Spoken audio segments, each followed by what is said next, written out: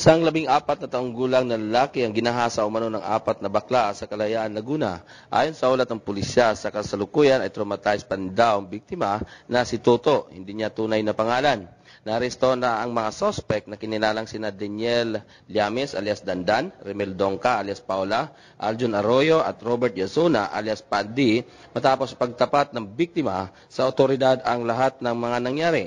Sa inisyal na investigasyon, ganap na alas 5:30 ng umaga, habang patungo ang biktima sa tindahan malapit sa pinangyarihan ng insidente para bumili ng pagkain ay sa pilitan umanong hinila si Toto ng dalawa sa mga sospek na kapwa nakainom ng alak sa loob ng bahay na pag-aari ng isang Lemuel Abihoro. Mga bandang 5:30 ng umaga, nagpunta yung lolo, report na yung kanyang apo ay umuwi na umiiyak. Na yung palang apong yun, inutusan niya ng alas 5 na bumili sa tindahan.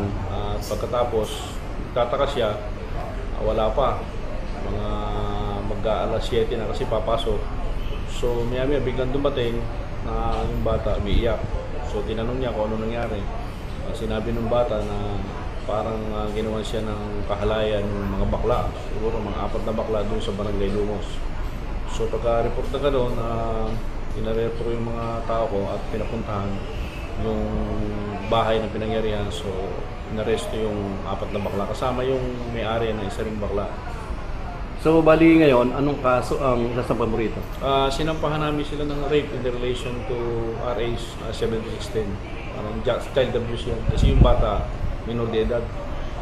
Naharap sa kasong rape in relation to Republic Act 7610 ang 4 na suspect. Mula sa lalawigan ng Laguna, ako ang inyong kaibigan, Sol Lozano, para sa News Light.